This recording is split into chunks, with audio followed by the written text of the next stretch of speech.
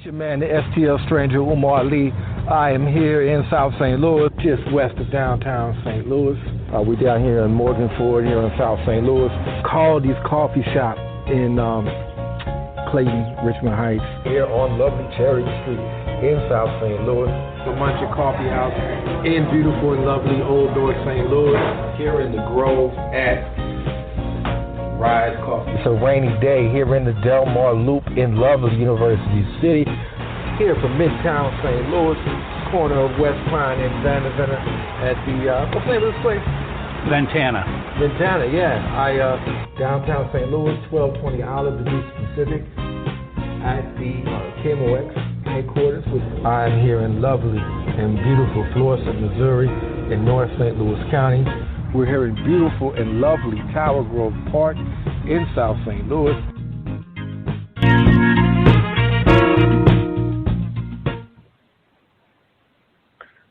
All right. What's up? This is your man, the STL stranger, Umar Lee.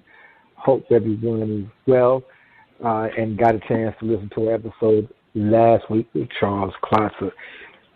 This week we had a very special guest, film director working on the Kinloch Doc, Alana Woodson. Are you with us right now, Alana? I am. All right. So how you holding up in this St. Louis summer? It's one of them things where St. Louis heat and it's fickle weather. You would think after all these years I'd be used to it, but I mean I'm still here. So far so good. Hey, we just gotta do what we gotta do. And I'm gonna tell you something. I'm gonna give you a little. You got the Kinloch Doc coming out, so I'm gonna ask you a lot of questions about that. But I want to set the table first, just to give you a little personal background of my relationship with Kinloch. And because when I heard about this documentary, I was so excited. I think I found out from Rachel Prouty, State Representative Rachel Prouty, who's got to make Kinloch great again, hat on, rocked at the Bush Stadium. I was just very excited this story is getting told. And it's such an important story. Agreed. And, for me personally, it's the, my history of Kinloch really goes back to my school days, in the Ferguson, Florida School District. A lot of Kinloch kids at school.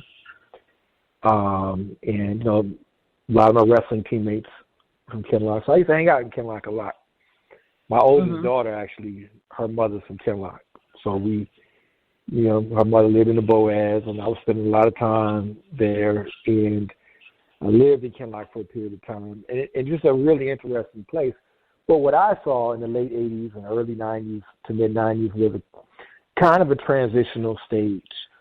In other words, I had friends of mine like Jerome Hampton, who's about 70 now, who grew up in Kinloch and went to Kinloch High School.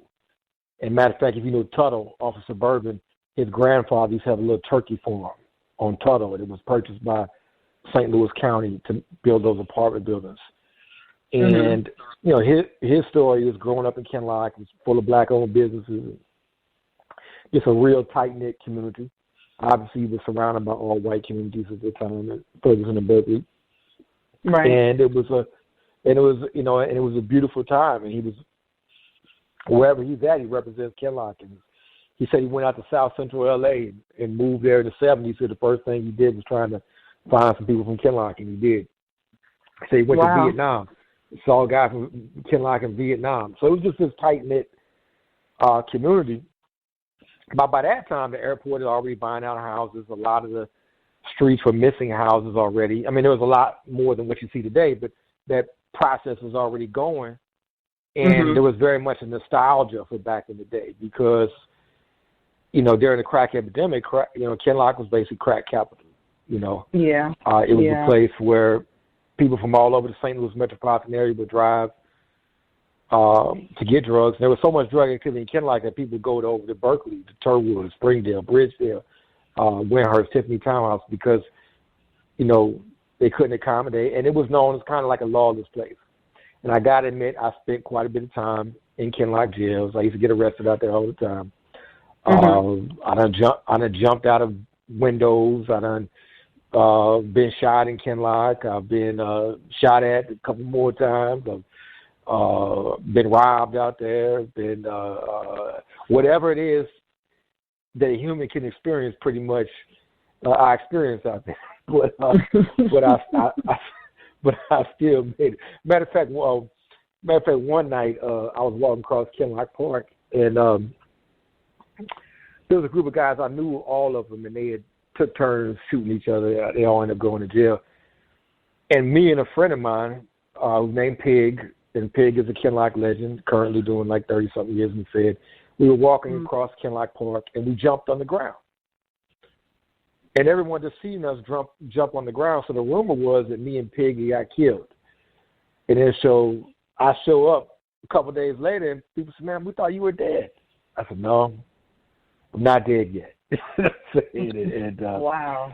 So it was certainly that kind of thing. But my experience was so broad because I have so many dear friends from Kinloch, and you just see how no matter where they live now, and their kids are basically growing up on stories because their kids never grew up in Kinloch. They're growing up on these stories. Some of them are going back to church to Kinloch, and some of them claim Kinloch. They might have grown up in Bell Fountain neighbors, but they claim Kinloch, or they'll claim, just that they're from there, or they'll claim 5-7, that they're from the, 5700 block of Maple, which is a bloodshed out there. But they may not have actually ever lived on the 5700 block, It's just a very interesting history. And what we want to talk to you about today is why there's such a history. So can you open up with your relationship to the city of Kinloch? What is your Kinloch background, and what is your fascination with Kinloch? So you made an actual perfect segue into my relationship. So I never lived in the city. My father and my father's side of the family are all from Kinloch. My grandfather was born in Covington, Tennessee, and he migrated up here. Him and his family migrated up here from Covington, Tennessee, and then rumor has it that, there's not a rumor that my grandfather liked white/fair-skinned women, but the rumor has it that because of that, he was essentially chased out of Covington and was threatened. His life was threatened if he didn't leave. So he found his way to Kinloch and made a couple of different families. So my grandmother was his second wife, and both of my grandparents are deceased now. My father is the last surviving sibling of both of my grandparents, but all of my aunts and uncles and dad were born and raised in the city of Kinloch. A lot of the foundation for my father's life was laid in that city, and so my grandparents were actually bought out, or one of the last families bought out in Kinloch. I think they were bought out in like 1988, and they moved to Ferguson. So the Ferguson home, which is like right off of Wooster Avenue, which is like right behind January Wabash Park, is the only house that I know. And so I was raised on stories about Kinloch and fellowship and kinship and leaving your door unlocked overnight and, getting whoopings by all of your neighbors, but also getting fed by all of your neighbors at the same time. So this camaraderie that to me is completely foreign because I don't know what that looks like. Like the neighborhood that I live in, I don't know my neighbors. I speak when I see them, but it's not. I don't know y'all. And so did your dad go to Kinloch High School, or did he go to the Ferguson? He did not. School? So my father was a part of the DSEG program. My dad went to Holy Angels Parish. Okay. And Holy Angels was a Catholic church and school in Kinloch. One of the oldest Catholic churches in the Archdiocese. And he went to Cross Keys Junior High. One of the junior highs in Ferguson, I think. Cross Keys is junior high, yeah. Yeah, and then he went to McClure North High School. So he did not get any chance. I went to both those schools as well. Let me just point out is that wasn't actually a DSEG program. That was a merger. So they merged all those school districts together. which, I mean, technically it was the reasons of desegregation by Judge Hungate order, but it was a complete merger. So these kids actually went to school together from kindergarten until high school because they were in the footprint of that district. So yeah. So I mean, it's a couple of different things. They were forced out, bussed out. However, people identified with what happened to their education. They just knew it was not their. They didn't have a choice. Right. You know what happened. You know, the thing is that that piece, I think, has largely been ignored, that Ferguson, Florissant, and Kinloch School District piece by a lot of people. And I can tie it to many things. I was talking to one elder in Kinloch, and he told me that, you know, when he was growing up, it was always you couldn't live in Ferguson, you couldn't live in Berkeley, and then you start to see, you know, blacks move into Ferguson, move into Berkeley, move out of Kinloch. And he said, man, well, you couldn't move to Florissant. And he said, then you can move to Florissant, and then you can move to Spanish Lake. And he said, all my friends, you know, that I grew up with in Kinloch were buying houses and, you know, this and that. And he said that, but at the end of the day, and he bought a house in Blackjack himself, he said, I never felt home in any of those places, you know. He said, I was always coming back to Kinloch. He said, I was always coming back. He said, we never recreated. You know, he said, we were always told we couldn't have that house. And he said, then we got it, but then we lost our home. So I always thought that was a very powerful message. And then the school even more so, because in St. Louis, that high school is your identity. You know, Kinloch High School or whatever. And then for that to close, and now all of a sudden you're going to McClure or McClure North, depending on where you live in Kinloch. It's got to be a shocker. Just imagine you're back in the 70s. You're at all, you know, African American high school, Kinloch High School. Then all of a sudden you're being put on buses out to Florissant, which at that time was a lily white community. Yeah, I asked my dad, like, how did that feel to be, you know, 11, 12, 13 years old, and you've basically been cushioned in your community with people who essentially looked like you, and you didn't have to leave your space for anything because you had everything that you needed. And so to be put into an environment where those educators are not necessarily prepared to educate you, and not only are all of the people that you grew up with, you know, some of them went to McClure North, some of them went to McClure. And so I asked my dad, like, what was that vibe like to be split up throughout the day and to come back home in the evening and just share your different experiences about, you know, how your day was at this school, how your day was at this school, and just what did the community begin to look like once you stripped that educational institution from the community. I can just imagine, like, walking outside of my house and then walking less than a mile down the street to go to a, you know, Friday night basketball game. Or, you know, my mom or dad didn't have a car, but they didn't have to worry about me getting stuff that I needed from the school because I can walk there. You no longer have that access when your child is forced to get bused to, you know, another school in another municipality. You don't have that same kinship with the educators, with the counselors, with the janitorial staff, with the lunch ladies, as you did when the school was right around the corner from your house. So we think about those residual effects that deeply impact kids, that deeply impact households. And I always use the example of I lived in the same house until I was 18 years old. And so that house is still there. I have the opportunity to, you know, drive around my old neighborhood. I don't know who lives there now, but I know the house is still there. And I find some sense of comfort in knowing that, you know, the house that I grew up in, I can still see it. But for my dad and many people like my dad, when you drive down 170 and you see this huge distribution warehouse, you know, that can be very traumatic and very triggering. Like, I can't go to the place that I grew up in. I can't go to the confectionery store that I bought candy from. I can't go, you know, I have no reason to go back there. And my dad still says that all the time. Like, Alana, I really don't. Like, if you weren't doing this film, I really have no reason to go back to Kinloch. There was nothing for me there. There was nothing to remind me of, like, why would I want to go back? And how traumatic that could potentially be. You know, so going back is a very interesting thing as well, because I know people that were going back. Like, they would go back, just play horseshoes, or go back, just sit around. go back and hang out. They would just tell their friends, let's meet in Kinloch. And the police would run them off, even though they weren't doing anything illegal. Maybe they're sitting around drinking beer or something, but, nothing, major or anything like that. They would run them off.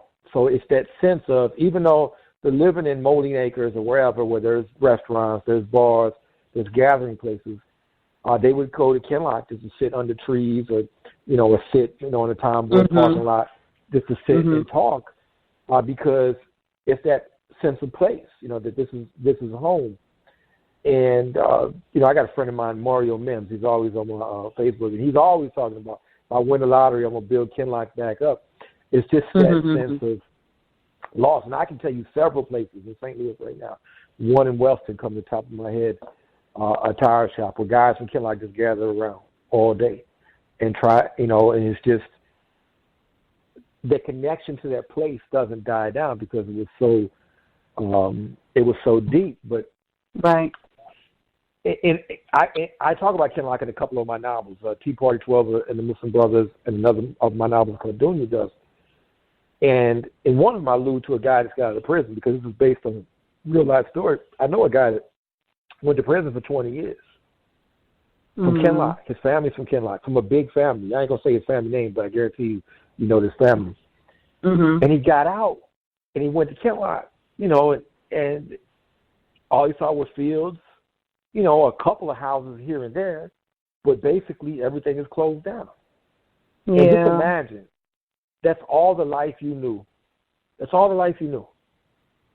You go away 20 years, and that 20 years you're just fantasizing about coming home, and you come home, and what's left? 95% of it is gone. That's very traumatic. I imagine. So you, how did you begin this process? You said, okay, I'm interested in Kinloch. How did you begin the process saying, I want to make a film? How did that start?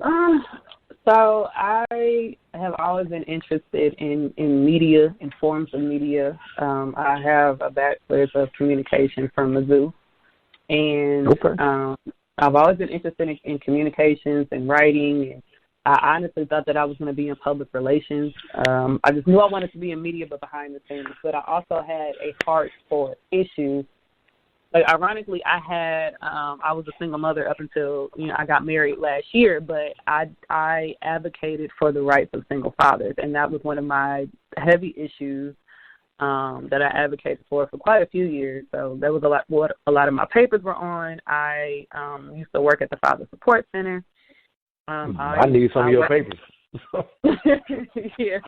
I work in college access as well, so I was a first-gen college student, and so since I've graduated from Mizzou, I've worked to help other low-income, first-gen, underrepresented high school students get to college, get exposed to college, get to college, and stay in college, and so that's what my primary job is. So I have this artsy side, this media side, but I'm also interested in these everyday issues that have not only impacted me personally, but impact people that look like me. And so I went back to school. I worked at Sodan for 2 years, and this was during the time of Mike Brown's murder.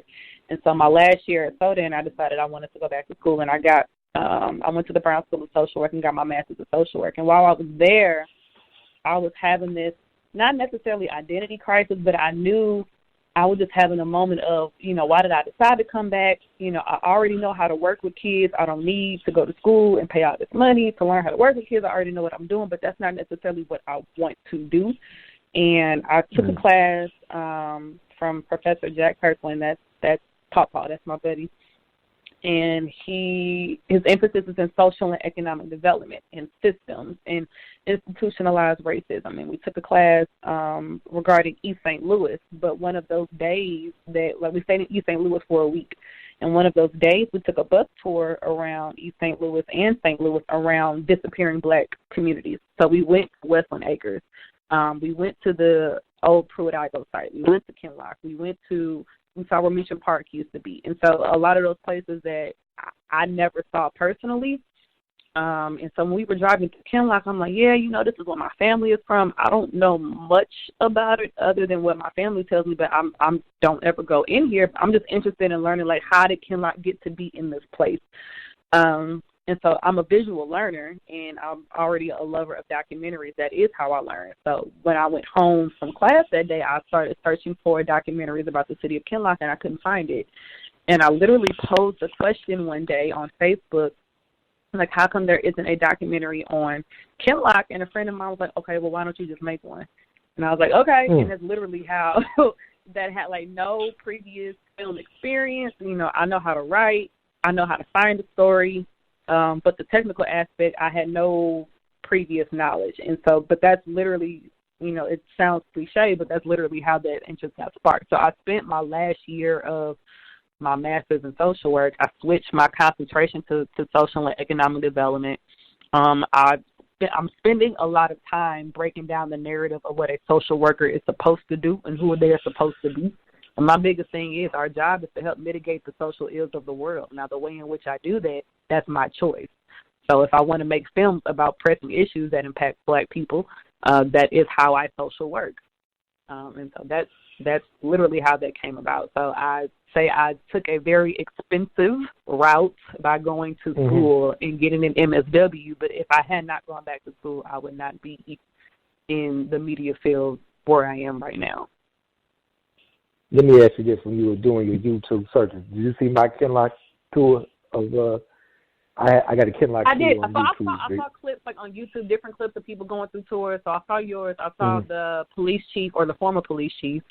And his tour through Kinloch. I saw some, you know, I did see, but as far as like a formal documentary of Kinloch, I'm like, there's nothing. For this city to have, this much history, I wonder why nobody has picked this up yet. Ironically, what I learned from my process of doing the documentary, there are a couple people that are in production for doing a documentary about Kinloch. But I stayed the course because it's the way I tell the story. I always say this isn't mine. I'm just a vessel to let other people share their experiences. I have a theory, and this is just a theory.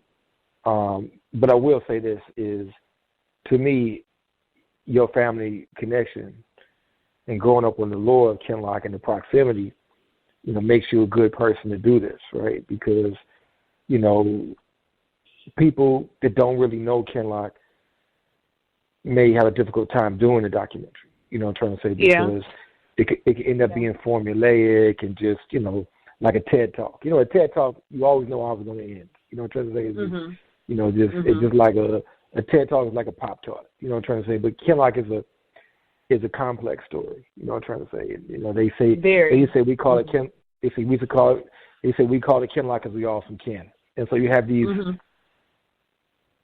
deeply intertwined families and histories and love affairs and bonding, but you know, also hatreds and this and that. It was a very complex place, right? And I think to grow up on that family lore is very interesting. But one of my theories why it didn't happen. So in August of 2014, as there was national media descended upon St. Louis for months, I took Al Jazeera to Kinloch on a few occasions. Matter of fact, there's one video where I'm with Al Jazeera and the Kinloch police were running us out of town. And they admitted we weren't doing nothing wrong, but they ran us out of Kinloch. And I could have stayed and fought it, but I was driving my taxi cab and I wasn't trying to get it towed and explain when my cab was towed, you know what I'm saying? But I managed to get Kinloch on Al Jazeera, not that it airs in America, but Al Jazeera that aired in the Middle East. And so I thought that was a pretty good, you know, accomplishment, you know, and because it was important for me to get that Kinloch story out there. Because I saw it being ignored because I believe a lot of people in the thinking class, the chattering class, the academic circles, you know, trying to say they like to, you know, drink kale smoothies and eat dandelion sandwiches and read studies. They have an urban fetish, a city fetish, right? And Kinloch is viewed as like a suburban place, right? Was seen as not sexy, not cool, and probably a lot of them had never heard of it. They don't know Kinloch, they don't know Robinson, you know, et cetera. And so these were not. Definitely don't know Robinson. Definitely don't know Robinson. I mean, before, you know, before Mike Brown, literally the week before that, I was in a heated argument with a guy, a St. Louis political guy, who said, I talk too much about North County. All the focus needs to be in the city of St. Louis. There was such an urban fetish, not just in St. Louis, but around the country. And I think really Mike Brown changed that. You know what I'm trying to say? Yeah. Changed that. The people say, okay, we got to pay attention to North County. Because a lot of these, whether you go to the social service industrial complex, or whether you go into these academic circles, whether you go in these media circles, these are mostly a lot of people, mostly white, who grew up in places like West County, that have kind of a distaste for the suburbs of their youth. And for them, it's all about the city. You know what I'm trying to say? All about the city. And it kind of still is. It kind of still is. It's either about the city or it's about Ferguson proper, period. Right. It's about Ferguson proper. You know what I'm saying? Yeah. And the problems in Ferguson are the problems in Delwood. The problems in Moline Acres, in Bissell Hills, in Glasgow Village, in Bell Fountain Neighbors, in Riverview, et cetera. These are problems all throughout North St. Louis County, Right. And so that's my theory is why it did get made. But now there's an interest, like people that watch you. I know Andrew Ramis had a thing on Kinloch, so now there is some interest. So let's go back in time. Mm-hmm. When was Kinloch founded? By the way, I'm asking you questions. I may or may not know the answer, but this is a podcast, so I'm quite sure Kinloch, some of my people. Yes. It wasn't incorporated until 1948, but Kinloch was around prior to that, like 19th, 20th century. So it was a commuter suburb where whites lived. Now, the way in which blacks settled into Kinloch, that's hearsay. Nobody really knows how the first black family settled, and there's a couple of speculations, but I know once they did come, of course, that's when a lot of the drama began and the relationship to Kinloch and Ferguson being a sundown town. You can come over here to work, but you need to be back over here by nightfall. Berkeley was nowhere near there at all. Like, it amazes me that the only reason that Berkeley is even established is because white people didn't want their kids going to school with black people, and they established. Right. From my understanding, Berkeley separated as a municipality to get away from Kinloch. Right. Exactly. Yeah. But the incorporation of Kinloch as a city wasn't until 1948. And so, when did Kinloch, because, I talked to friends that grew up in the 50s in Kinloch. They described it as a real thriving place, a lot of businesses, but there was even like small farms out there, just this real tight-knit community. So that takes shape in the 50s, you would say, right? Once it became more established, because it was incorporated as a black city. So that's when it became known as this black hub, this black mecca, outside of the Ville, of course, where the more quote-unquote elite and established blacks live. But because we weren't allowed to live in many places throughout the region anyway, Kinloch became one of those spaces, especially being in the county. It had close to, if not more than 10,000 residents at one time. It was considered the Harlem of the Midwest. They always say they had everything but a bank. Like, black entrepreneurship was the norm. It was, and not to say. And you had movie theaters. You had a movie theater. You had banks. Not banks. You had a movie theater. You had nightclubs. You had a nightlife there. And then your restaurants, grocery stores, the whole nine yards. You had the YMCA, you had the libraries, you had all of these social clubs, you had 1,000 churches, you had all of these mom and pop shops. Like, they literally said everything that I needed was right there, like right there. And not to say that it was without flaws, I'm not saying that, but they definitely had more of this I am my brother's keeper. And because Kinloch was always an impoverished city, everybody was kind of on the same playing field when it came to how much the household was bringing in. And I know that if I wasn't able to provide for myself and my family, my neighbor would be willing to do that for me. It's also interesting is because, a lot of fathers were Rolling Stones, and so they made multiple families that probably lived on the same block. Oh, yeah. I know a lot of people in Kinloch, brothers. I know a lot of people, brothers and sisters, and there's a lot of intertwined families in Kinloch. It was. It's the research that I'm doing on my own family. It's turning over a lot of rocks, but I consider that therapeutic. Right. And as I'm learning about myself and coming into, greater into my adulthood, even the things that I'm not so proud of, but that's still my family. And I want to know. I just tell you, I have a friend of mine, the late, everybody knew him as Snapper, Corian Terrell Hardy, the late Corian Snap Hardy, who was murdered, killed by his brother Pig. And then that's a whole other messy situation. Mm-hmm. But between the two of them, they had almost 30 kids. And, and then you have another friend of mine, Shantae, Otis Hughes, his last name was Hughes, but he was the son of a Frog. There was three brothers, the Conway brothers, Frog, Dirk, and Quinzel. Now, if you talk about Frog, Dirk, and Quinzel, you ask anybody, I care like they knew them. And these guys were serious on the streets. I mean, there was a lot of, Michael Henderson. I mean, there's a lot of street legends came out of Kinloch. And there was a lot of people that were scared to come to Kinloch because of that reason. But a lot of these guys had there was a lot of procreation going on. And so you have a lot of these. So a lot of people related in many different ways. But I remember I was in juvenile with Shantae. And he's in the feds now. He got like 30 years or something like that. But, he had beat a murder case out in Kinloch. They finally got him. But we were in juvenile together.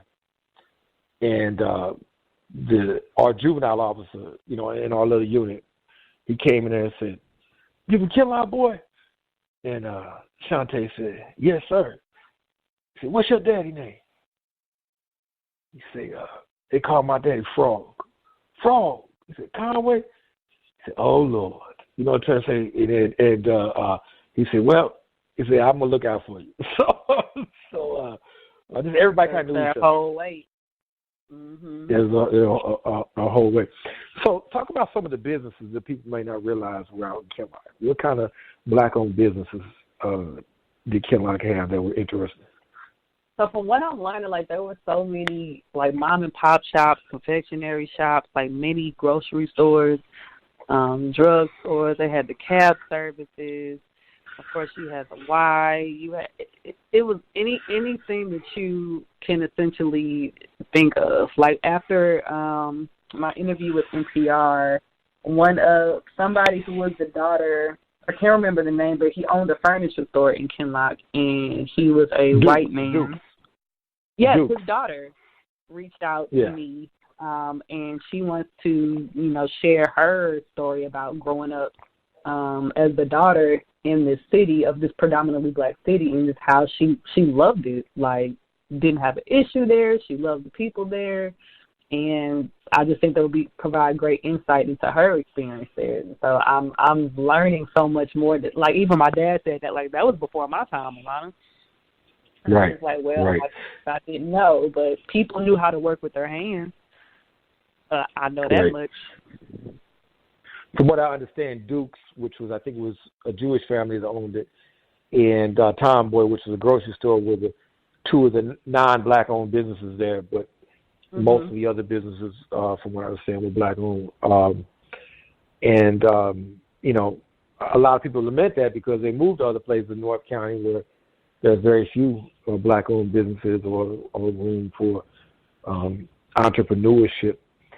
Now, one thing in Kinloch, if you go now, there's still several churches out there. And there's even churches not in Kinloch. There's a church on Parker Road off of Halls Ferry.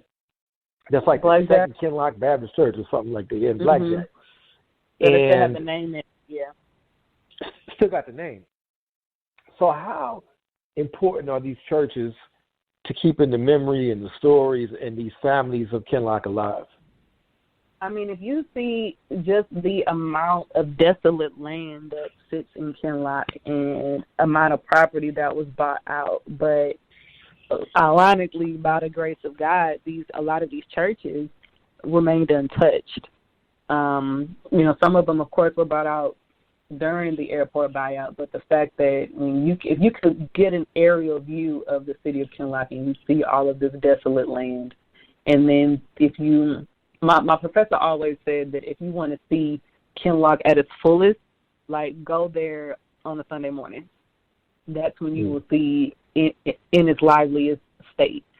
Is because for the people 4th of July at night. Yeah, and come back to, what they know. But it remains untouched. Like, these were staple institutions back then, and they continue to be staple institutions. And to be quite frank, I think that's one of the pending reasons why Kinloch is still incorporated. It baffles me that it hasn't been annexed or dissolved by the surrounding municipalities, or Ferguson or Berkeley or St. Louis County, or the airport as a whole hasn't decided to just come and swallow it out. Do I think it'll happen in the near future? Who's to say? But I know it's still being vied for, to be taken over. And so my goal with this film is, while Kinloch can be pointed to on a map and can be referenced as a historical Black incorporated city, the first Black incorporated city, I would like for its story to be told, the good, bad, and the ugly. Because unfortunately, if you look up the city of Kinloch, if you go to the Wikipedia pages, if you Google it, there is nothing good said about the city. And for the people who used to live there, that is highly disrespectful. That is not the truth. And they are way deserving of so much more. And so if I can just be a vessel to just provide that platform, not to say that I'm going to just make a complete 180. I don't think that highly of myself, but I care that much because that is the soil that nurtured the loins that birthed me. So if there would be no me if there wasn't a Kinloch. So, the Kinloch, you basically have 3 neighbors, Ferguson, Berkeley, and the airport. I mean, pretty much, right? And when I was talking to Big Hamp, he said in the 60s that if you went to the airport, it was mostly, a lot of the staff was just full of African Americans from Kinloch. He said so many Kinloch people used to work at the airport. And he used to work at the airport. Matter of fact, he got shot at the airport, which now is a huge news story, but then was, this is a guy that been shot like on 6, 7 different occasions. So either he got really bad luck or really good luck. You know what I'm saying? But he has a plan for his life, is what it sounds like. I mean, that's a document. He's a documentary in and of himself. Believe me, he's a documentary in and of himself. But he, he said, that shooting was. Now I'm gonna get off track, but I got to tell the story now. He was a high school student at Kinloch High School, and him and another guy got into a fight with. Now that other guy is the uncle of my little niece. Not my little niece. She in college now. She interning for Varsity Defenders right now. But that's her Uncle Flip. Anyway, they got into a fight, and he forgot that guy worked at the airport too. So he showed up at the airport later, and that guy was there, and it didn't go so well. He was pretty upset and shot him. But he lived to tell the story. And thank the Lord, the Big Hamp's still alive today. But he said the airport, he said there was a cherry farm right there, no, strawberry farm. He said people in Kinloch used to work at the strawberry farm, and people in Kinloch used to work at the airport. And he said that a lot of the women, like his mother, would work, in domestic jobs in Florissant or in Ferguson, things of that nature. But it was known, don't be seen at night in Ferguson or in Berkeley. And they said even Menino's Market, which was an old grocery store in Ferguson, used to deliver to Kinloch. But you know that if it got in the evening, you didn't want to go pick up your groceries at Menino's Market. He said then that starts to break down, and people start to buy houses in Berkeley off of Springdale. Now that Springdale neighborhood of Berkeley has also been tore down. That was a whole. By the time it was tore down, it was a 90% African American neighborhood. That's all fields. Springdale, Turwood, all that by Ramona Lake Park. Yeah. But that was in Africa, and he, so he tells all the story of how that came about. But where we are today is kind of a sad tale of where Kinloch is. But the story of Ferguson people tell, I always say you got to start in Kinloch. There is no Ferguson story without telling the story of Kinloch, a place they literally had a fence in between Kinloch and Ferguson. There used to be an entire fence you couldn't even access back in the day. You couldn't even get to Ferguson, via Kinloch. you know, and then they made it open at Carson and at Suburban, but there remained a fence behind the Boaz Apartments, and that's a very real part of the story. I think needs to be told. So, where in your research, where are most Kinloch legacy families living now? In other parts of North St. Louis County, Ferguson, Berkeley, etc. Say that one more time. I'm sorry. I said, in your observation right now, in your research, where are most Kinloch legacy families living right now? In Kinloch, in Berkeley, Ferguson, Florissant, other parts of North County? From what I've seen, Ferguson and Florissant. You know, Florissant slowly but surely became like the established area. You know, you can get a lot of house for, you know, not a lot of money, and that's where a lot of people retire. Like my parents live in Florissant. The house that I grew up in for 18 years was in Hazelwood, and then we moved up to Florissant. So I would say primarily in North County. They stayed in North County. I mean, Ferguson, Florissant, maybe Hazelwood. And then you have the little pocket of people who moved to the southeast quadrant of Kinloch that borders Berkeley right after the airport buyout. So you have that little hub, you know, that's over there. Schoolway, Courtney, and all that. Yeah. So do you, if you had to venture a guess, what would Kinloch look like in 20 years? An industrial park. With maybe a tree or a bench or a plaque that has a 250-word or less paragraph of what the area used to be. Well, that's a very sad prognosis, but before we go, let's also remember for people some of the big personalities Kinloch has produced. Yep. Who are some famous people from Kinloch? Yeah, you know, Congresswoman Maxine Waters. You have comedian Dick Gregory. I have a good friend who works over in the Ville, and we have a running joke that, you know, he claims the Ville. Dick Gregory also lived in the Ville, but we share him. You have, you know, actress Jennifer Lewis. You have Ola Ray, who was Michael Jackson's love interest in The Thriller. So I remember, the city of Kinloch. Look at Jerry Curl walking down the street. Yeah, I remember. Yep. That was a big deal. That was a big family that still lives here. Yeah, she got family that still live here. The city of Kinloch had the state of Missouri's first black superintendents consecutively. We had 6 of the black superintendents come out of the city of Kinloch. So when you talk about it don't necessarily have to be famous. Like, you can't sit here and pull this narrative about the city and not talk about the greatness that was produced out of that city. Like, don't do that. Don't do that. And so with the film, I hope to highlight more what I consider the unsung heroes of the community who don't get as much notoriety because they're not a celebrity, but they played such a pivotal role in that space. Right. Well, you know what?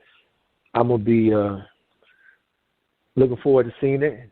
I know producer extraordinaire Mark Law is going to see it. I think Art City is having a screening. And hopefully my niece, whose father is from Kinloch, Mr. John Easley, hopefully she'll watch it alone. And hopefully he'll be able to see it as well. And I'm going to use my little social media to help promote it, because I know a lot of Kinloch people are going to want to see this film. And of course, my own daughter has, my oldest daughter, the youngest daughter, her mother from Brooklyn, New York, but the youngest, her mother is from Kinloch. So hopefully she'll get a chance to check it out as well. Alana, what's in the Kinloch Doc? Where can people watch the Kinloch Doc? You said where can people watch it? Yeah.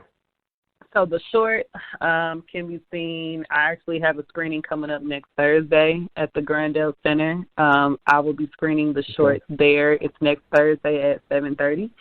And I will be screening alongside another filmmaker whose name is Jane. I feel like I'm bashing her last name. I think it's Gulili. But she's actually from Ferguson, and she made a documentary about Ferguson's relationship to Kinloch as a white woman who grew up in Ferguson. And we're screening together. Jane Goolily, Goolly, Galuli.